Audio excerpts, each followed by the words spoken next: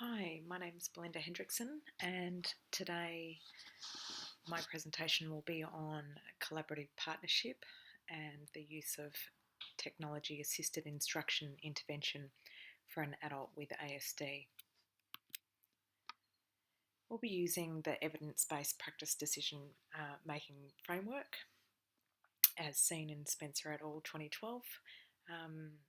And to begin with, we consider the practical question, the client values and context, and the best available evidence. Select the best treatment and using professional judgment to adapt and implement the selected treatment. And then, of course, at the end, evaluating the outcomes. We're going to go through this step by step. So from the beginning, we have the planning document and we have the client's question about what it is that they hope to achieve. We have to take into consideration the client, their family and context, and then the best available evidence that it will support the goal or the desired outcome of the client. In terms of the client, family and context, in this instance, John is a 19-year-old male who was diagnosed with Asperger's in 2006.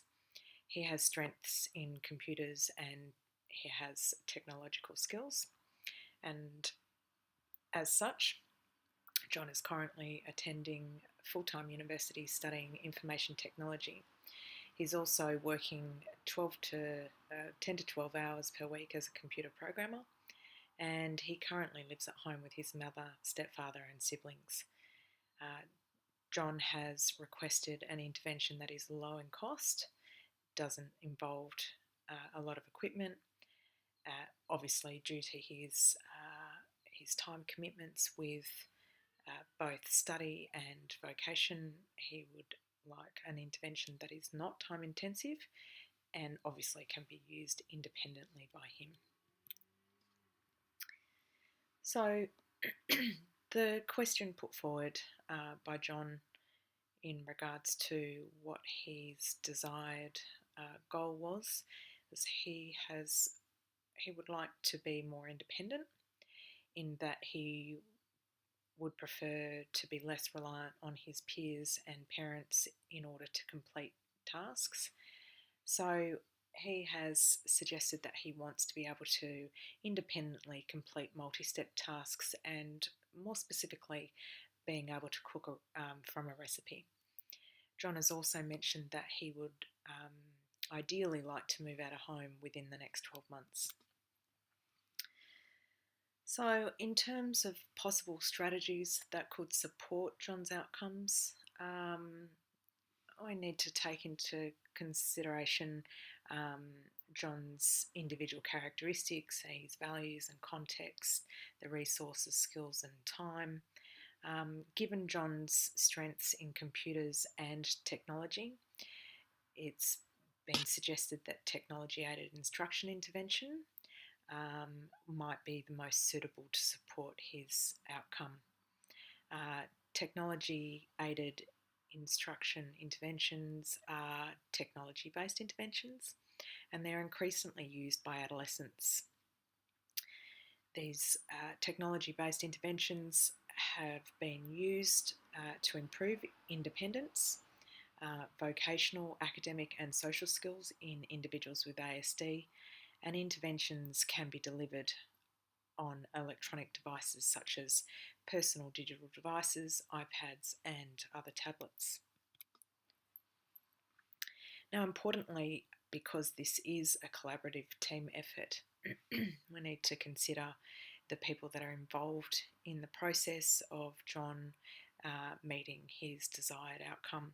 So in this instance, John, Emily, John's mother and myself were all involved in the collaborative team, and John, Emily and myself were all involved in prioritising and the selection of the goal, the selection of the best available practice, evidence-based practice, and supporting John and assisting in future evaluation and adaptations of the intervention in order for John to achieve his desired outcome. Working together is critical, and making sure that we get this right from the beginning is very, very important. Collaboration is the coordination of teams, collective resources and actions to support the desired outcome, and collaboration is necessary during the stages of assessment and in identifying the priorities, planning, implementation and the evaluation of the strategy. Blue Banning et al. Identified 6 themes for collaborative family professional partnerships, and they are communication, commitment, equality, skills, trust and respect. In regards to communication, this is considered to be the expressing of understanding as well as respect among the team members. Commitment is considered being the commitment to the individual with ASD and their family, and obviously the outcome of the goal. Equality is considered the essence of the partnership, whereby each member working together to achieve the desired outcome is actively validating one another. There is an avoidance of competitiveness and the exploration of options and, importantly, the empowerment of one another. Skills is considered where all members acknowledge what they individually bring to the team and their individual skills as well. Trust is built over time on the confidence in one another's actions, as well as their reliability, their word, and of course their judgment. And lastly, respect is demonstrated through communication and the actions of each member. The selection and priority of the goal was done by using the SMART acronym, which is specific, measurable, achievable, relevant and time-bound. And so in applying the SMART acronym, specific refers to the defining the outcome, the impacts on strategy selection and supports outcome. Measurable is how, who, when and where. Achievable refers to the time it takes to achieve the goal, the resources needed, the support required, skills and training also needed. And relevant, who decides, the preference, the ability to increase strengths and capacity and the quality of life and the long-term impact.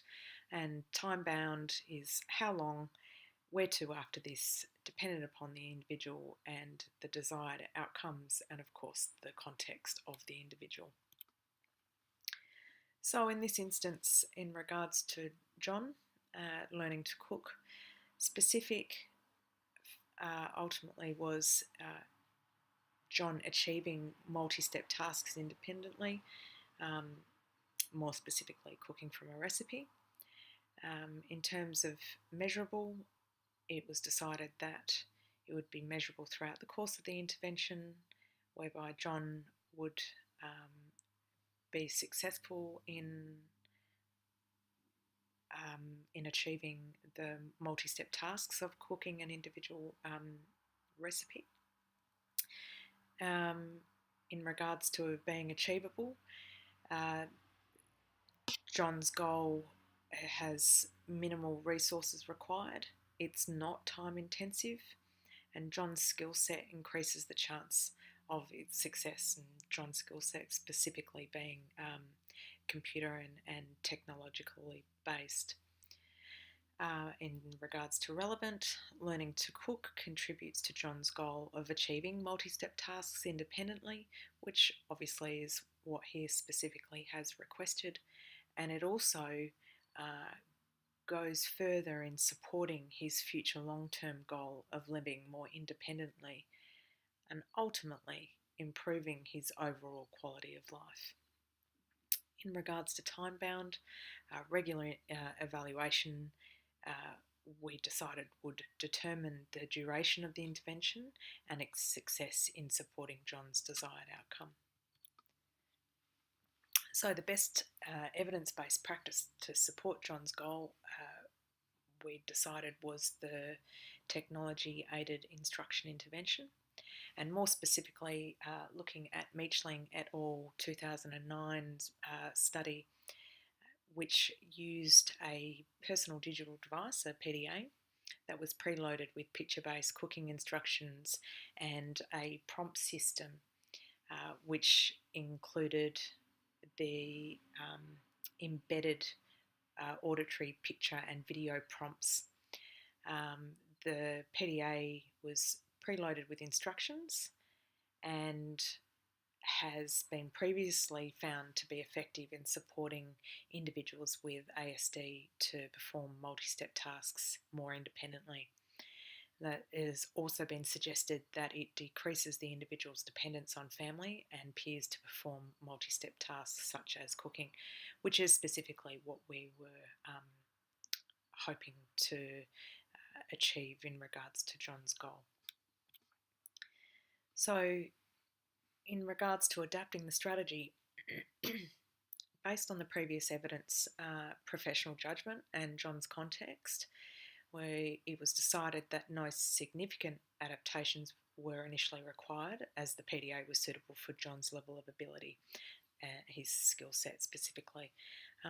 However, the option to phase out instructions, for example, the prompts, such as the auditory, visual, or video prompts, were available to be phased out as John felt more confident to perform the multi-step tasks with fewer prompts. John could also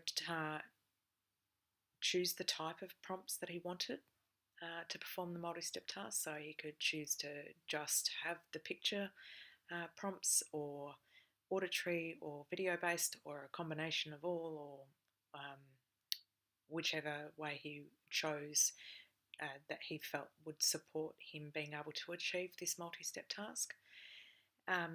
It was decided that John would mostly benefit from auditory prompts for some of the easier steps, for example, getting a pot out of the cupboard, and video prompts for more challenging tasks such as whisking eggs together.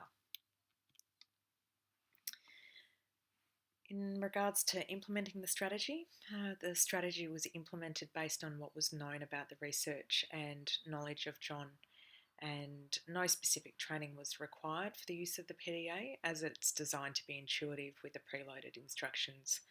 The device was sourced by myself, and Emily and John were responsible for the minimal outlay of purchasing the device. No other resources were required for the implementation of the instructional intervention. And in regards to evaluating the outcomes, regular fortnightly evaluation meetings with myself, John and Emily provided us the opportunity to discuss where we felt we were achieving what we had hoped to in supporting John to be successful in performing multi-step tasks independently, and also what areas that we had not considered. However, we felt that John was performing adequately, and we didn't feel there was any need to intervene or adapt the intervention as he was progressing well. What we did find was that as John became more familiar and confident with the device instructions, he was able to independently phase out the prompts of his choosing. So we found it to be a very successful intervention. Thank you very much for your time.